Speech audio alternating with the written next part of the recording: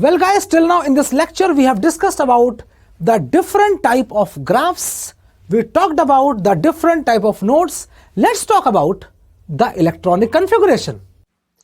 Taking some common examples like hydrogen, helium, lithium, beryllium, boron having the atomic number 1, 2, 3, 4, 5, 6. Right? Now, what is the FO principle?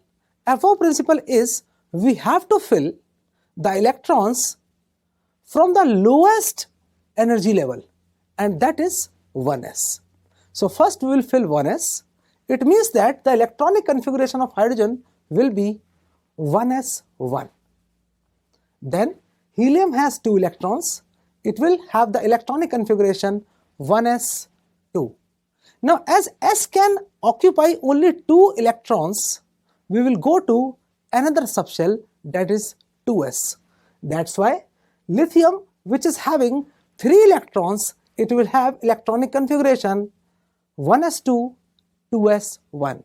In the same way, the beryllium will have the electronic configuration 1s2, 2s2. Now again 2 electrons are filled in 2s subshell. We will move on to 2p subshell. So boron, which is having the atomic number 5, its electronic configuration will be 1s2, 2s2 and 2p1. For carbon, it will be 1s2, 2s2 and 2p2. Similarly, if we take the case of neon, which is having 10 electrons, it will be 1s2, 2s2, 2p6. Argon, it will be 1s2, 2s2, 2p6, 3s2 and 3p6. Now, this is 18. The number of electrons are 18. Suppose the number of electrons are 48, then what you will do? Will you write the whole electronic configuration or whole series of the subshell? No. What we can do, we can condense the electronic configuration. How we condense the electronic configuration? We take the help of the configuration of noble gases. For example, if I have to write the configuration of calcium having the number of electrons is equal to 20, then I will write argon 4s2. How? Argon is having 18 electrons and I know that it will be 1s2, 2s2, 2p6, 3s2, 3p6 and after that 4s2 will come. So what I have done, I have condensed this part to argon. So you can write this, you will get full marks. Okay? Now, we can write the condensed configuration in this manner. Let's take the example of transition element, that is iron. Iron is having 26 electrons in the shell. So the electronic configuration will be argon, that is 18 plus 4s2, that is 20 and then 3d6. So 18 plus 2 plus 6, that is 26 and 4s2 will come first, then we will write 3d6, that is by n plus l rule, that is Bohr-Bury's rule, we have already discussed. Right? Now, if we want to remove the electron from iron, so what we will do? We will not remove the electron from 3d. We will remove the electron from 4s because last electron is present in 4th shell. Now you might be thinking that n plus l of 4s is smaller than n plus l value of 3d.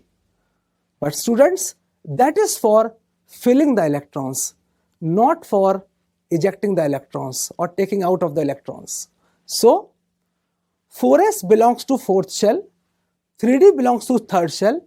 That's why electrons of 4s will be having higher energy. Right? So electronic configuration of ferrous ion, that is having atomic number, that is the number of protons 26, but the number of electrons are 24. It means 2 electrons are less. That's why it will be argon 3d6. Atomic number is number of protons, and what we are doing, we are arranging the electrons, right? Now if we talk about the ferric ion, the atomic number is 26 but the number of electrons is 23, and we can write it like argon 3d5, and you can add it. Argon means 18 electron and 3d5 means there are 5 electrons present in the d subshell, so 18 plus 5 is 23. So that's how we will write the electronic configuration of the cations of D block. If we have some anion like fluoride ion, fluorine has atomic number 9 but there are 10 electrons in the fluoride ion. So the electronic configuration of fluoride ion will be same as that of neon, means 1s2, 2s2 and 2p6. Now there is one exception, and that is very important as per the aspect of your school examination as well as competitive examination, that is of chromium. Now chromium, which is having atomic number 24, according to Aufbau rule, we have to fill 4s first, then 3d. Now what is happening here? Only one electron is filled in 4s and 5 electrons are filled in 3d. It should be 4s2, 3d4, but it is 4s1, 3d5. That's because the half-filled subshells are stable. Why they are stable? We will discuss later on. Similarly, in the example of copper, we have to write 4s2, 3d9, 18 plus 2 plus 9. But what we are writing? We are writing 18 plus 1, that is 4s1 and 3d10. 3d10 means the d subshell is completely filled. That's why it is very stable. And why? We will discuss later on. This is the same thing. And if we want the electronic configuration of cuprous ion, that is having 29 protons and 28 electrons, so from where we will remove the electron? We will remove the electron from 4s. It means that the electronic configuration will be argon 3d10. And if it is copper 2 plus, then we will remove from 3d and it will be argon 3d9.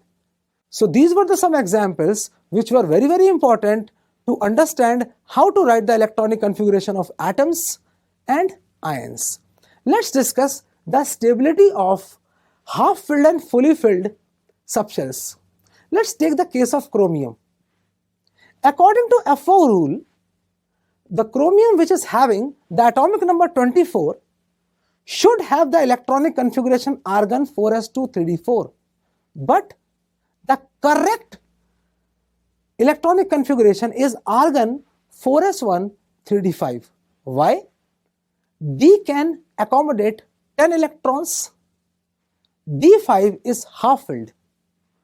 4s1 again it is half filled, and half filled subshells are stable. Therefore, that one is wrong and this one is correct. Now let's find why half filled and fully filled subshells are stable. The first reason is symmetry and the other reason is exchange energy. Now, taking the same case of chromium, let's take D4. Now in D4 you can see that it's not symmetric first of all. Second, if we want to find out the exchanges, the number of exchanges between the orbitals. So if we start from the first orbital, so we can go to first to second, first to third and first to fourth. Therefore, number of exchanges possible is equal to 3. If we do it for the second one, so second to third and second to fourth, only 2 exchanges are possible. And from third to fourth, only 1 exchange is possible. That's why the total number of exchanges will be equal to 3 plus 2 plus 1, that is equal to 6. Now, if it is 3D5, then what will happen? Now, in case of D5, from 1 to 2, 1 to 3, 1 to 4, 1 to 5, 4 exchanges are possible. From 2 to 3, 2 to 4 and 2 to 5, 3 exchanges are possible. 3 to 4 and 3 to 5, 2 exchanges are possible, and 4 to 5, 1 exchange is possible. Therefore, the total number of exchanges are 4 plus 3 plus 2 plus 1 is equal to 10. Therefore, the electronic configuration of chromium is 4s1 and 3d5, right? This is the end of the lecture and end of the chapter also. In the next chapter, that is classification of the elements and periodicity in the properties. We'll meet soon. Till then, goodbye.